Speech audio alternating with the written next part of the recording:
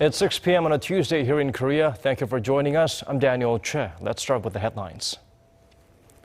President Park Geun-hye has urged lawmakers to cast their differences aside to quickly pass bills that can affect the people's daily lives and emphasize the importance of approving anti-terrorism bills. Oil prices continue to slide. How is it affecting Korea? The pros are lower transportation costs and lower import bills, but it could also lead to lower trade volume.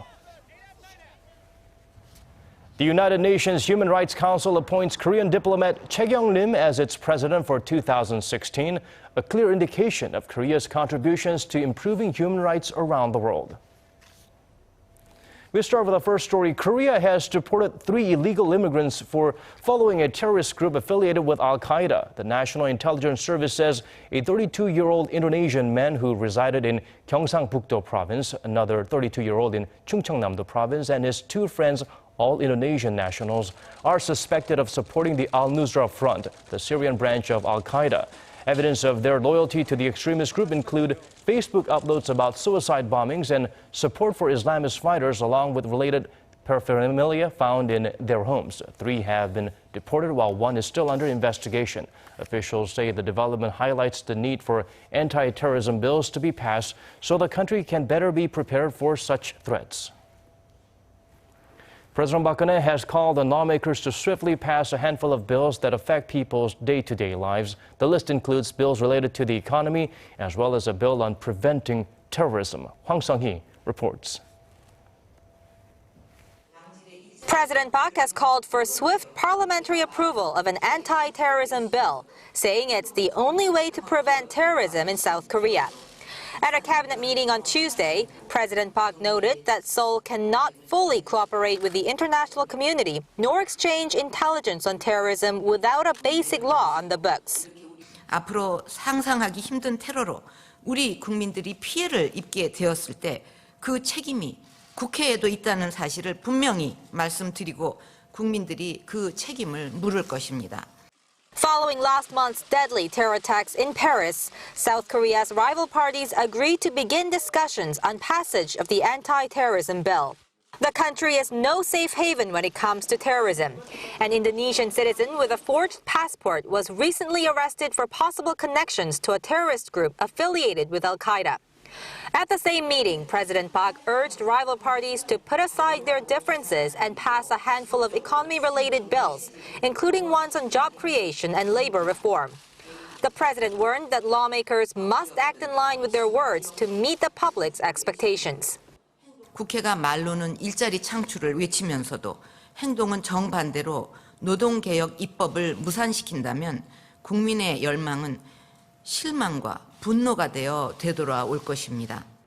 With the regular parliamentary session set to end on Wednesday, other bills awaiting the National Assembly's endorsement include one aimed at improving the service sector and another that addresses North Korea's dire human rights situation. Hwang Sang-hee, Arirang News. The cabinet approved the landmark bill on Tuesday that will see clergy members get taxed like the rest of us starting on 2018. The bill was passed last week at the National Assembly as part of efforts to establish equality in taxation. But some religious leaders are strongly against the plan as they claim their work is a spiritual service, not labor.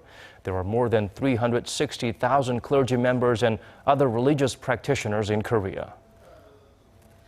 Rival parties are divided over which of several pending bills to pass before the regular parliamentary session ends on Wednesday. Park Ji-won tells us what the bills are and what's holding them up. The deputy floor leaders of the 2 main rebel parties met for talks Tuesday morning, aiming to legislate the bills each party hopes to pass. But they came away empty-handed. The ruling Saenuri Party wants to pass several economy-related bills, such as an act on promoting the service industry, a bill that makes M&As easier, and a counter-terrorism act. The Conservative Party pressed the opposition camp for cooperation, accusing it of deliberately delaying discussions on the bills in committee, and urged lawmakers to be more responsible to its legislative duties. It's very frustrating to see that all the urgent bills for improving the livelihoods of the people, which both parties agreed to pass within this session, haven't been discussed yet. The main opposition New Politics Alliance for Democracy Party, which is also pushing for passage of a number of bills, including one aimed at improving cooperation between conglomerates and small and medium-sized companies, said the economy-related bills promoted by the ruling bloc do not reflect the interests and demands of ordinary people and the middle class. The Liberal Party accused the presidential office of pressuring the parliament, saying the parliament belongs to people, not to the president. The party also expressed their opposition to labor-related bills. The party emphasized that a previous agreement made on December 2nd, under which party leaders had agreed to pass labor reform bills during the next extraordinary session, was based on an existing bipartisan agreement. And as long as the conditions for the original agreement are not met, the party can never accept the bills. We say once again that the party can never accept the passage of the 5 labor reform bills that ruling party and the government are pushing, as they are unjust laws and will only create more irregular positions. Meanwhile, the ruling party unilaterally submitted a request to convene an extraordinary session on Thursday, right after the regular session ends on Wednesday. Park Ji-won, Arirang News. Some signs of deepening rift within the main opposition party. The current party chief has rejected his former party co-chair's demand to elect a new leader. Back on Sunday, An Cheol-soo made the demand of Moon Jae-in, with many interpreting it as a sign that An would leave if his demands were rejected, possibly taking his supporters with him. In what could be a further indication that the software mogul turned politician is preparing to make a move, one of An's backers, Chu Seung-yong, quit his post on the party's Supreme Council on Tuesday. The party has been hoping to repair the rift between its two main factions, led by An and Moon, ahead of an upcoming general election in April. Global oil prices continue to slide, dropping to lows not seen since 2009. This follows OPEC's decision to not put the brakes on production, which has sent prices tumbling even further. Shin Se-min explains what this could mean for the local economy in the long run. Oil prices plunged to near 7-year lows on Monday as a direct result of OPEC continuing to pump massive supplies amid a global glut. The U.S. benchmark West Texas Intermediate crude fell to $37.65 a barrel, shedding 5.8%. Brent crude dropped 5% to $40.73 a barrel for its lowest settlement since February 2009. Depressed oil prices are also hitting global financial markets. The S&P 500 and the Dow Jones slipped 0.7% at closing bell on Monday, while Korea's benchmark Kospi finished over 14% lower on Tuesday. Now, all this means two things for Korea. One is stimulated growth. Korea will benefit from lower import bills and transportation costs, but it also could lead to negative impact on the local economy. Low oil prices are only causing revenue loss for most industries, which is followed by cheaper unit costs, thereby lowering trade volume. Korea's exports dropped for the 11th straight month this year, mainly driven by low global oil prices. Petroleum, chemicals, construction, and shipbuilding sectors were some of the few hit hard, while exports on petroleum goods in November fell 36% on year. It's going to be even more difficult, especially for companies that buy crude oil and sell petroleum products, as it will be hard to make profit. And with the prolonged fall in global oil prices, markets are focusing on potential deflationary effects compounded by weak demand. With Iranian oil jumping into the market early next year, global oil prices are likely to slide even further, raising concerns in Korea that a further drop will delay a recovery in the country's leading export sectors like shipbuilding, steel, and machinery. Shin Se-min, Arirang News. South Korea has been chosen to head the UN's leading human rights body for next year when it marks its 10th anniversary. It's the first time since the South Korean government's establishment that the country will be leading an international human rights organization. Kwon So-hwa has more on the tasks and challenges ahead for the new leadership. The United Nations Human Rights Council. It's the body responsible for promoting and protecting human rights around the world. And it's appointed Korean diplomat Choi Kyung-nim as its president for 2016. Choi is Korea's permanent representative to the UN office in Geneva and will replace current Human Rights Council President Joachim Rücker of Germany. This is the first time Korea has been selected to lead an international human rights organization since Korea's current government was established in 1948. Along with the new president's appointment, South Korea will be serving the 47-member panel for the fourth time beginning next year until 2018. Seoul's Foreign Affairs Ministry says the UN's decision shows that the international community values Korea's achievements toward democratization and its contributions to improving human rights around the world. In a speech, Choi said that over the past 10 years, the Council has accomplished a lot by establishing a framework for promoting and protecting human rights. He said now is the time to put those mechanisms into effect. He also acknowledged the challenges facing the world, such as terrorism, climate change, and migration, which are accompanied by new and complex human rights issues. As the Council President, Choi will lead regular Council sessions, review and monitor the human rights records of the around 190 UN member states, and call for meetings in emergency situations. Meanwhile, there are expectations that with South Korea in the seat, it'll enhance the Council's role in dealing with North Korea's record on human rights. Kwon So-ah, Arirang News. In the face of growing terror threats, Korea's military is holding regular anti-terror drills to boost its readiness against acts of chemical, biological, or radiological warfare. Connie Kim gives us an inside look at the exercise. A loud explosive sound signals that this building is under chemical attack.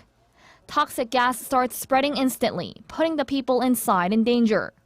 When the attack is reported to the police, the military's CBR operations team, which specializes in chemical, biological, and radiological warfare, is deployed to the site. 여기 112 경찰서입니다. 터미널에서 화학 테러 의심 상황이 발생하였습니다. 군 화학부대는 신속히 출동해 주시기 바랍니다. The event isn't real, it's a drill, and it's being used to help train the military. The team arrives in a chemical reconnaissance vehicle and a decontamination truck. After checking to see whether the site has been contaminated, they get ready to execute decontamination operations.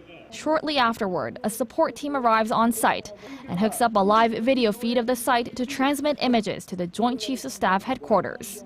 They also conclude that additional personnel are needed to decontaminate the area. This is when the CBR Special Forces team arrives. The agents enter the building to start their search for the explosive.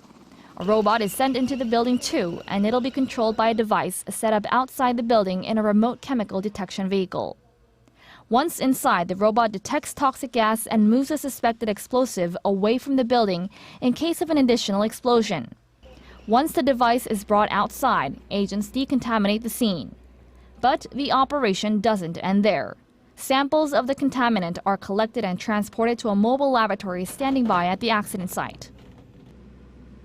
Pollutant samples acquired from the accident site are thoroughly analyzed in this mobile laboratory vehicle, the only kind in the country. The Korean military says the drills will help it be prepared to respond to potential terror threats. With rising chemical, biological and radiological threats at terminals and multi-use facilities, we will swiftly carry out initial response measures whenever there are terror attacks. The exercise is just one of the many anti-terror drills held every month at the Armed Forces CBR Defense Command. Connie Kim, Arirang News. Outside of Korea, Beijing issued a red alert for air pollution last night after it was hit by hazardous levels of pollution for the second time within a week. It is the first time it's ever issued the alert at this level, the highest in a four-tier system. For details, we turn to our Kwon Jang-ho. Airpocalypse. That's the term some English speakers in China's capital use to describe the worst pollution days. And on official terms, the toxicity has reached that worst level. Beijing issued a red alert for air pollution on Monday for the first time since the current warning system was adopted in 2013. The alert is only issued when there are 3 or more days of serious pollution, and the current smog blanketing the city is expected to last till Thursday. Schools have been shut down, people have been warned to stay indoors, and outdoor operations at construction sites have been banned. In addition, some industrial plants are required to limit or stop production altogether. Car use has also been limited to alternating days, while 30% of government cars will also be banned from driving. Extra subway trains and buses have been added to handle the additional strain on the public transportation system. We, as ordinary people, do not wish for this roller coaster, for severe smog to appear one day and then blue sky with white clouds appearing the next. We hope to live in a state that has blue skies and white clouds every day. The amount of PM 2.5, particulate matter found in smog that is hazardous to human health, was almost at 300 micrograms per cubic meter on Monday. That's more than 10 times what the World Health Organization considers safe. Last week, that level reached almost 1,000, but no red alert was issued as the haze wasn't expected to last for 3 days. In Korea, there is concern about the alert because the smog and dust can sometimes travel a distance. But according to experts, the presence of northerly winds means that Korea will not be affected this time. Kwon Jang-ho, Arirang News.